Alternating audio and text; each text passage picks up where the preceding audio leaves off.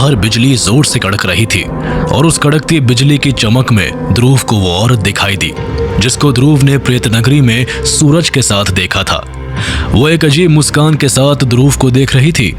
उस औरत का पूरा शरीर मैला था और उसके सर से खून की बूंदें टपकते हुए उसके चेहरे से गुजरते हुए पूरे बदन पर गिर रही थी।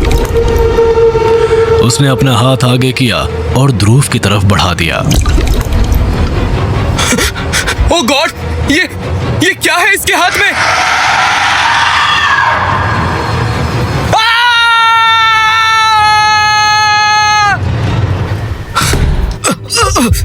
Am I hallucinating or what? या वो सच में एक लीवर था? ओह गॉड, ओह गॉड। ध्रुव को पता भी नहीं चला था, पर उसके पूरे शरीर से पसीना बह रहा था। डर के मारे उसके दिल की धड़कनें इतनी तेज हो गई थी मानो उसका दिल अभी उसका सीना चीरते हुए बाहर आ जाए। पर यह बस खौफ की शुरुआत थी। ध्रुव जैसे ही पीछे मुड़ा, पूरे घर की लाइट अपने आप जलने बुझने लगी थी। उसने सूरज के पिता और लावण्या को कई आवाजें दी, पर बदले में कोई जवाब उस तक नहीं आया। तभी शांति के बीचों बीच उसे किसी की हंसने की आवाज आई, एक बच्चे की। कौन है? कौन है वहां? लावण्या, लावण्या, कौन हो तुम? कौन है वहां? बाहर आओ। लावण्या, लावण्या, दरवाजा खोलो। मुझे बुला रहे हैं साहिब?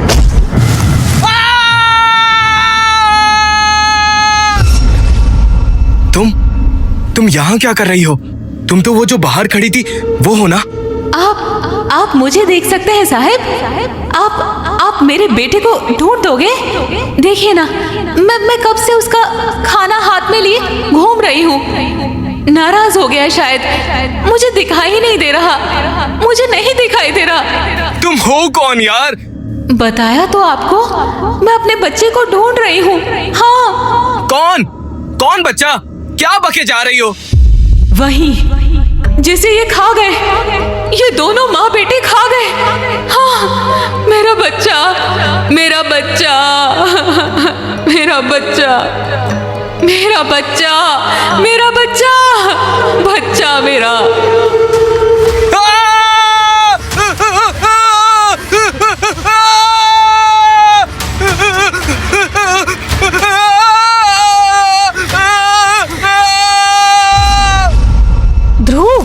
ध्रुव, कहाँ खो गए तुम? लावण्या ने जैसे ही ध्रुव के शरीर को झकझोरा, वो पूरी तरह से हिल गया, जैसे अभी अभी किसी बुरे सपने से बाहर आया हो। उसने चारों तरफ देखा, सब कुछ ठीक हो चुका था। चारों तरफ रोशनी थी और जो औरत ध्रुव को डरा रही थी वो कहीं भी नजर नहीं आ रही थी। लावण्या, हमें यहाँ से चलना चाहिए। क्यों साहिब? मुझसे बातें करिए ना। आप ही तो अब मुझे देख सकते हैं, सुन सकते हैं। आपसे तो अब ज्यादा बातें होंगी। ध्रुव ने लावण्या की तरफ हैरानी से देखा। इतने में उसने ठीक लावण्या के पीछे देखा तो सारी औरतें अपने हाथों में बच्चे लिए खड़ी थी, जिनके अधकटे सर उनकी गर्दन से झूल रहे थे। ध्रुव ने उन बच्चों के भयावह रूप को ऊपर से नीचे तक देखा। उन सब के दिमाग उनकी खोपड़ी से बाहर की तरफ लटके हुए देख ध्रुव की चीख निकल गई। हाथों में रखा लेवर लिए लावण्या और उसके पीछे खड़ी सारी औरतें ध्रुव की तरफ बढ़ते हुए बोली, क्यों साहिब? अब आप क्यों जा रहे हो? आप मुझसे बात नहीं करेंगे? मुझसे बातें करिए ना। दूर हो जाओ मुझसे। लावण्या, क्या हुआ है तुम्हें? पागल हो गई हो क्या?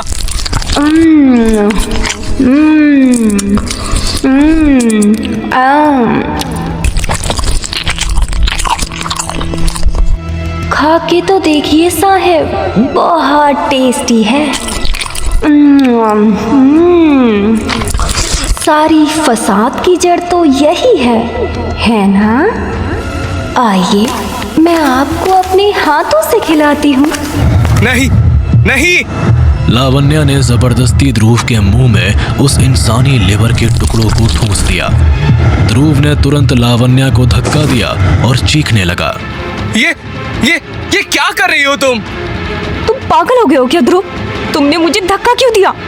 ध्रुव ने जैसे चारों तरफ देखा, सूरज के पिता हैरानी से ध्रुव की तरफ देख रहे थे, पर लावण्या के ठीक पीछे एक दीवार पर एक तस्वीर लटकी हुई थी, जिसे देखकर ध्रुव हैरान था। मैं ऑन समी डैम इट, तुमने ऐसा क्यों किया? सुनो लड़की, इसे तुरंत यहाँ से निकालो। ये ठीक वैसे ही बिहेव कर रहा है जैसे अपने पागल होने से पहले सूरज किया करता था। आप कहना क्या चाहते हैं अंकल? ये फोटो कौन है ये लोग? मेरा बेटा है सूरज, अपनी माँ कनक के साथ। पर तुम क्यों पूछ रहे हो? ये तो सूरज के हेलुप वाली आंटी और उनका छोटा चेतन है। मतलब इसका मतलब ये है कि सूरज ने, ओह गॉड, नो! फिर खुद से बतिया रहा है, भूतिया साला। लावण्या? हाँ, क्या भूतिया लड़की है कसम से। चलो हमें यहाँ से चलना होगा। Uncle, thank you so much. अगर कुछ पता चलता है तो हम आपको बताते हैं। ध्रुव ने तुरंत लावण्या का हाथ पकड़ा और उसके साथ भागते हुए घर से बाहर निकल गया। बारिश अभी भी बहुत तेज हो रही थी और सूरज के पिता अपने घर में आए दोनों मेहमानों को दूर एक अजीब तरीके से मुस्कुराते हुए देखे जा रहे थे। What the hell is wrong with you? तुमने मुझे धक्का क्यों दिया? जब से वहाँ गए हो बहुत वियर्ड सा बिहेव कर रहे हो तुम। Lavanya, I am really sorry. मेरा कोई ऐसा इरादा नहीं था, पर हेलो ध्रुव। हेलो लावण्या। ये आवाज? सॉरी लावण्या, तुम्हारी गाड़ी थोड़ी सी खराब करनी पड़ी, पर क्या करूं, तुम्हारे प्यारे दोस्त को जैसे किसी की चिंता ही नहीं है। ध्रुव, बचा ले भाई मुझे प्लीज। ध्रुव। प्रसाद, तू कहाँ है भाई? पता नहीं, पर ये आईएसएस के लोग लग रहा है भाई। बचा ले भाई प्लीज। तब से मेरे हाथ पैर, मेरे लीवर, मेरी आंतड़ियों के बारे में बात कर रहे हैं। हमसे दरिंदे भाई, मुझे इनकी नीयत कुछ ठीक नहीं लग रही है। भाई बचा ले, मुझे इनकी नीयत ठीक नहीं लग रही है इन लौंडों की। भाई no, not till you make sure that you actually need him. तुम्हारा वक्त बीतता जा रहा है ध्रुव। मैंने सोचा तुम्हें कोई सरप्राइज दे दूं। लावण्या। यस। एक बार अपनी गाड़ी की बैक सीट चेक करना। एक तोहफा है यहाँ तुम दोनों के लिए। लावण्या जैसे ही पीछे मुड़ी तो उसकी आंखें फटी की फटी रह गई। वो जोर से चीखी। ध्रुव ने लावण्या की चीख सुनकर गाड़ी रोड पर एक धक्के से रोकी। वो बैक सीट की तरफ मुड़ा तो उसका भी जैसे कलेजा मुंह को आ गया हो। बैक सीट पर किसी की एक नंगी लाश थी और उस लाश का पेट फाड़कर उसकी आंतड़ियां बाहर थी। उसके मुंह पर जैसे उन लोगों ने उसी का लिवर ठूस रखा हो और उस लाश की आंखों से खून निकल रहा था। अब जल्द से जल्द हमें हमारा खाना ढूंढ कर ला दो ध्रुव, इससे पहले प्रसाद और तुम्हारी प्यारी लावण्या का भी वही हाल हो जो इस लाश का हुआ है। Good bye. लावण्या ने अपनी आंखों के सामने ऐसा एक मंजर देख लिया था जिसके बाद वो उभर ही नहीं पा रही थी। उसकी गाड़ी में एक लाश कैसे आई और कहां से आई, इस बात का दोनों को कोई अता पता नहीं था। लावण्या ने ध्रुव से कहा, ध्रुव, गाड़ी से उतरो, जाओ यहाँ से। लावण्या जी, आप ये मेरी बात मानो ध्रुव, गाड़ी में एक लाश रखी है। हम दोनों इस लाश की वजह से फंस सकते हैं। मैं इसको ठिकाने लगाने का इंतजाम करती हूँ। तुम अपने दोस्त को बचाओ, जाओ यहाँ से। लेकिन I said go। ध्रुव समझ चुका था कि लावण्या से बहस करके कोई फायदा नहीं था। वो गाड़ी से उतरा और सीधा अपने हॉस्टल की तरफ निकल गया। हारा हुआ ध्रुव अपने कमरे में किसी जिंदा लाश की तरह आया, पर कमरे में जैसे ही उसने कदम रखा वैसे ही किसी ने उसका पैर खींचा और पैरों से घसीटते हुए उसे मानो किसी ब्लैक होल के अंदर खींच रहा हो।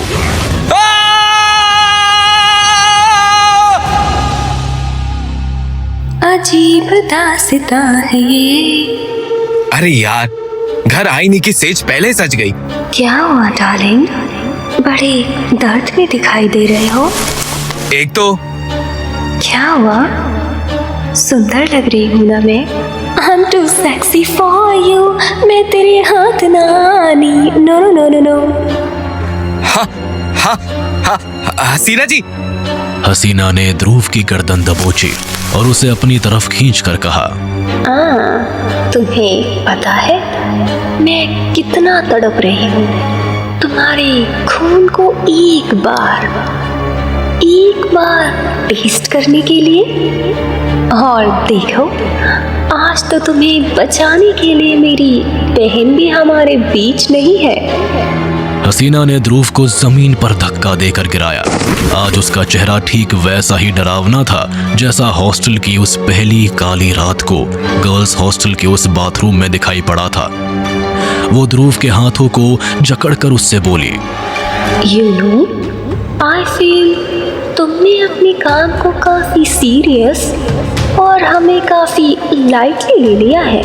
भूतों का मसीहा बनते बनते जैसे भूल ही गए हो कि भूत तुम्हारी जान भी ले सकते हैं।